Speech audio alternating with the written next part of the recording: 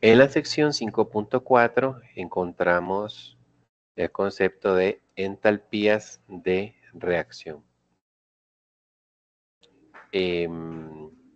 Como ya hemos dicho en las secciones anteriores, cambio de algo, ¿verdad? En este cambio de entalpía se refiere a cuáles son los valores finales menos cuáles son los valores iniciales. Entonces, cuando estamos hablando de entalpía en una reacción química, pues, ¿qué es lo que tenemos al final? Los productos. ¿Y qué era lo que teníamos al inicio? Los reactivos. Entonces, de, eh, el cambio de entalpía de reacción es la diferencia entre las entalpías de los productos menos las entalpías de los reactivos. Entonces, hasta el momento nosotros hemos visto que las reacciones químicas tienen esta forma, ¿sí? Hemos dicho que acá al lado izquierdo tenemos los reactivos, tenemos una flecha, tenemos al lado derecho los productos. Pero algo que tenemos que introducir ahora en este capítulo es que las reacciones químicas, aparte de que estén aquí balanceadas y demás, también vienen acompañadas de un componente energético, ¿sí? Entonces, por ejemplo, en esta reacción, que es la combustión del hidrógeno para formar agua, aquí lo que nos está diciendo es que, bueno, los 2 moles de hidrógeno reaccionan con 1 mol de oxígeno para producir 2 moles de agua. Y cuando ese proceso ocurre, resulta que se liberan, porque es un delta H negativo, se liberan 483.6 kilojoules de energía.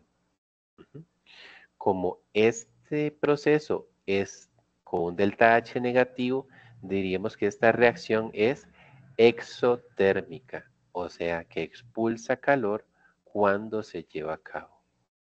¿Sí? Entonces, eso es súper importante, es algo que anteriormente no lo hemos hablado cuando hemos hablado de reacciones, pero toda reacción química, cualquiera, tiene un componente de energía asociado, que puede ser positivo o puede ser negativo, pero toda reacción química lo tiene. No hay ninguna reacción química que se lleve a cabo sin un efecto energético. Siempre existe, ¿sí? Siempre existe ese valor.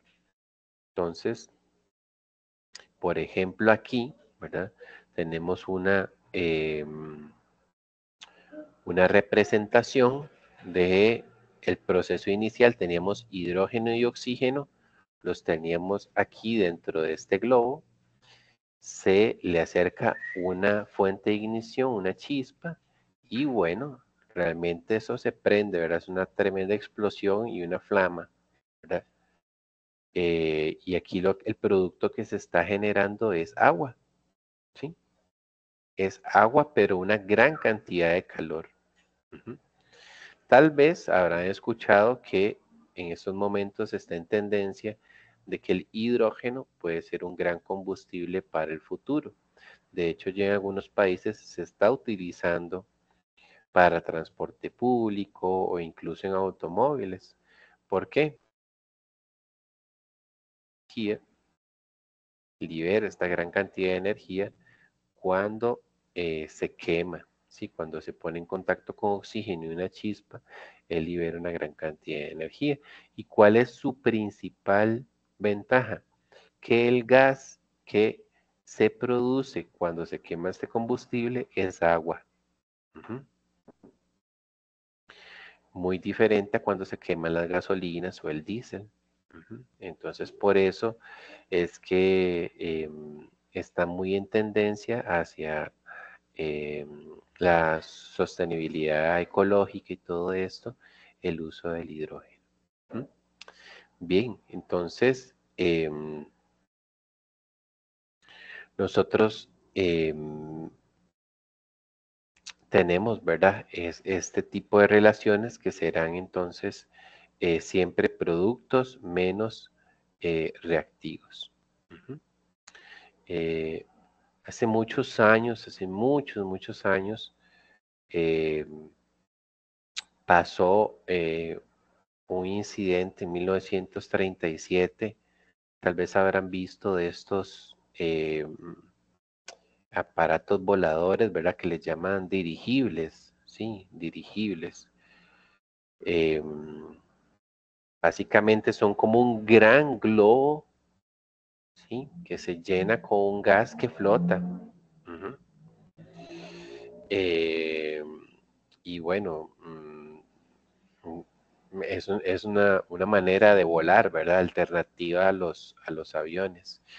Aquí lo que pasó en 1937 es que, bueno, este dirigible chocó contra una torre eléctrica y el problema es que en aquel tiempo los dirigibles se llenaban con hidrógeno, que es un gas más liviano que el aire y por eso flotaba. El problema de llenarlo con hidrógeno es, como ya comentamos, que el hidrógeno es inflamable. Entonces, cuando se dio ese choque, hubo una chispa y el hidrógeno todo se prendió. Ujú. Luego de eso, ya se restringió o se prohibió utilizar hidrógeno para llenar dirigibles. Y normalmente lo que se usa ahora es helio, que es un gas que también es más liviano que el aire, pero es un gas noble. Entonces él no reacciona ni se prende con nada.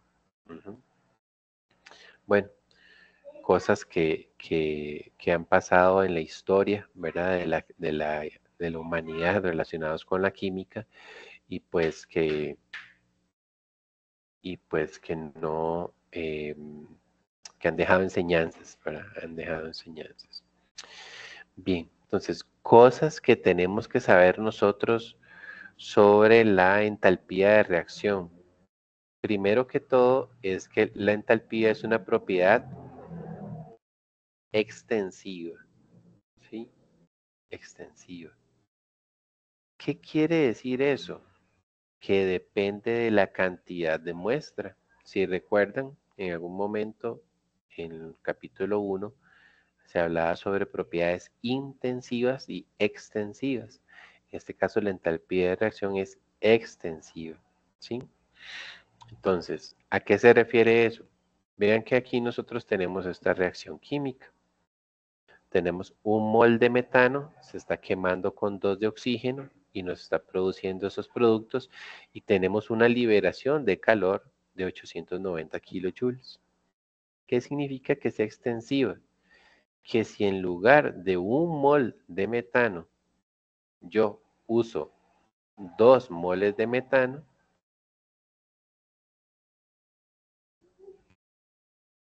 entonces, bueno, para un mol de metano yo necesito 2 moles de oxígeno. Entonces, para 2 moles de metano yo necesitaré más bien 4 moles de oxígeno, ¿verdad?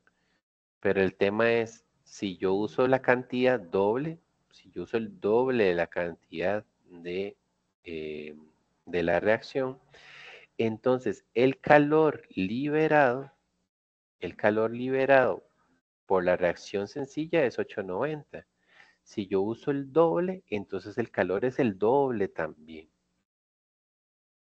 ¿sí? Entonces, este 890 es para cuando yo uso un mol y 2 moles. Si esto yo lo duplico o lo triplico o lo cuadruplico o lo voy aumentando en cierto valor, proporcionalmente se me aumentará la cantidad de calor relacionada con la reacción, ¿sí?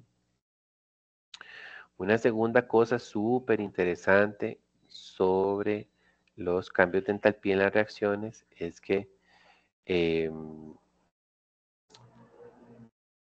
si yo hago la reacción al revés, ¿sí? Si yo hago la misma reacción, yo la hago al revés, resulta que el calor asociado para la reacción al revés sería el mismo, sería la misma cantidad de joules, pero con signo contrario.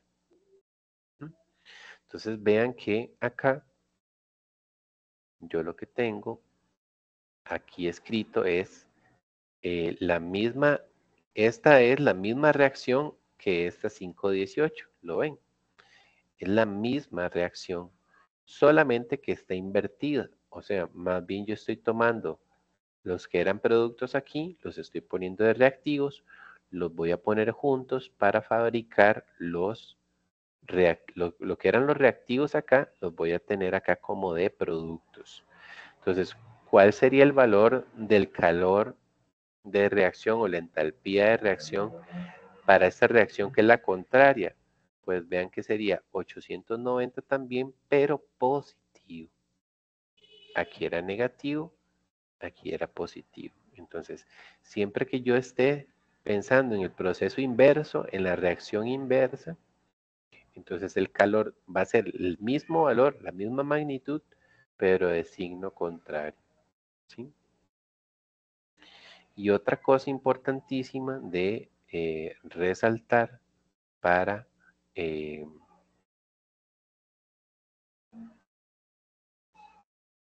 para lo que son los calores de reacción es que el cambio de entalpía depende del estado, ¿sí? Depende de los estados de los reactivos y los productos. ¿A qué nos referimos con eso? Bueno, que una cosa es agua gaseosa y otra cosa es agua líquida, ¿sí? Aunque ambos son H2O, ¿m? El H2O gaseoso tiene una cierta entalpía y el H2O líquido tiene otro valor de entalpía, ¿sí?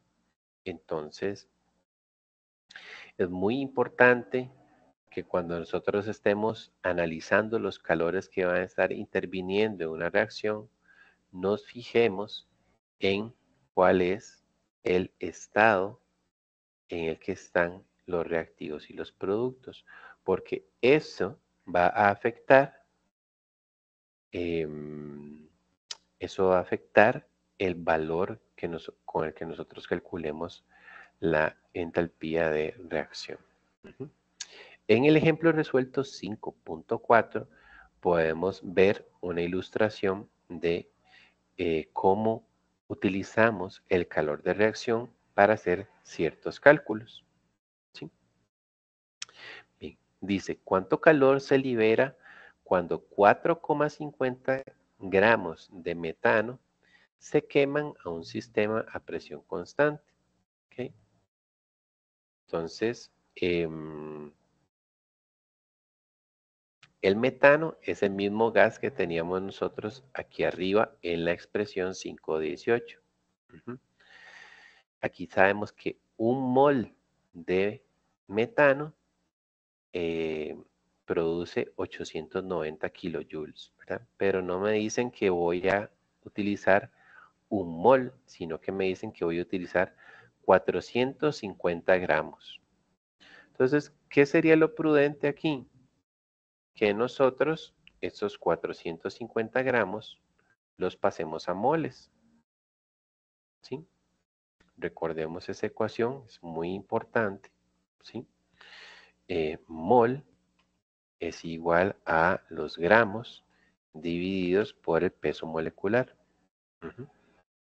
En este caso, yo tengo 4,50 gramos que los tendría que dividir entre el peso molecular del metano, ¿sí?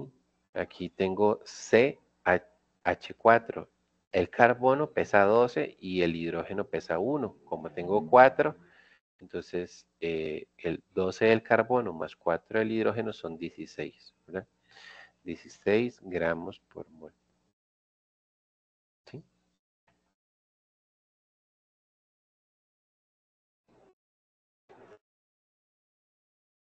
Entonces, si hacemos eso, déjenme sacar por acá la calculadora.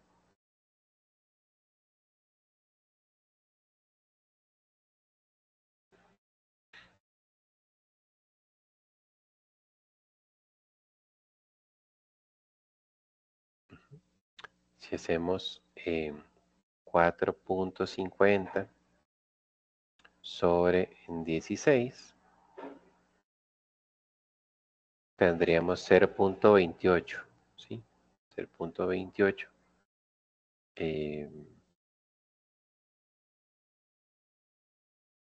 0.28 moles. ¿Ok? Ahora sí, nosotros diríamos, bueno, aquí la reacción dice que un mol de metano produce 890. Entonces lo que querríamos saber es, por regla de 3, ¿verdad? Por simple proporción. Bueno, un mol es 890. Entonces 0.28, ¿cuánto nos dará? Entonces aquí simplemente sería hacer 0.28 mol.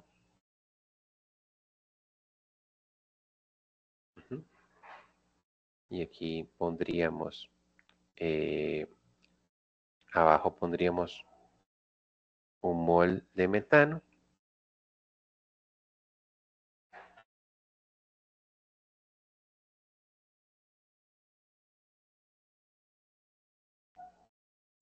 Y arriba pondríamos menos 890 kilojoules, ¿verdad? Sí, porque esa es la proporción. Esto de aquí, ¿de dónde lo estamos sacando? De la reacción química. La reacción química decía que si yo uso un mol de metano, estaría produciendo 890 kilojoules.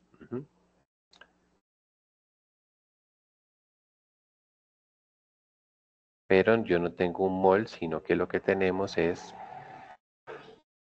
0.28. Entonces lo hacemos así, ¿verdad? Entonces diríamos 0.28 por fracción menos 890 y abajo 1. Eso nos daría menos 249, ¿sí? Menos 249.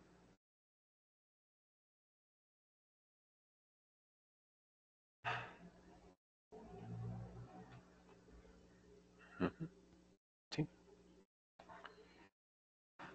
Ahí por asuntos de redondeo lo colocaron en 250. ¿Sí? Bien, igual podemos hacer este ejercicio de práctica para reforzar un poco esos conceptos. Dice, el peróxido de hidrógeno puede descomponerse en agua y en oxígeno mediante la siguiente reacción. Entonces, aquí tenemos peróxido de hidrógeno en estado líquido y nos puede producir 2 moles de agua líquida y 1 mol de oxígeno, un mol de oxígeno gaseoso. Y eso libera 196 kilojoules. Se calcula la cantidad de calor liberado cuando 5 gramos de peróxido se descompone a presión constante. ¿Okay? Muy bien, entonces la estrategia no es distinta, ¿verdad? Aquí tengo que 2 moles de peróxido van con menos 196. Entonces yo lo que tengo que hacer es esos 5 gramos, ver cuántos moles son. Y después hacer una proporción como la que hicimos acá. Entonces, pues aquí la masa molar de el peróxido de hidrógeno serían 34, ¿verdad? 34 gramos por mol. Entonces haríamos 5.00 gramos entre 34 gramos por mol. ¿Sí? Haríamos ahí esa división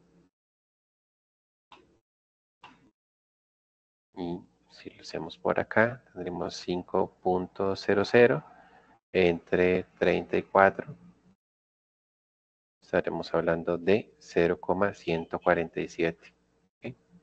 0,147 moles. Muy bien, y ahora sí hago esta proporción de acá, ¿verdad? Tal vez aprovechamos que tenemos esto aquí ya escrito para no batallar mucho. Aquí nada más que esto es H2O2. ¿Sí? Vamos por aquí. Y aquí la relación. Y la relación sería en que esto lo que va a liberar es 196 por cada 2, ¿verdad? Aquí son 2 moles de peróxido de hidrógeno. ¿Mm? Entonces lo colocamos en el calculador. Diríamos 0.147 por fracción menos 196 sobre 2. Y le damos igual. Tendríamos un valor de menos 14.4, que justamente es la respuesta que tenemos por acá, ¿verdad? Entonces, el delta H de reacción, ¿sí? O el delta H en esta ocasión sería menos 14.4 kilojoules.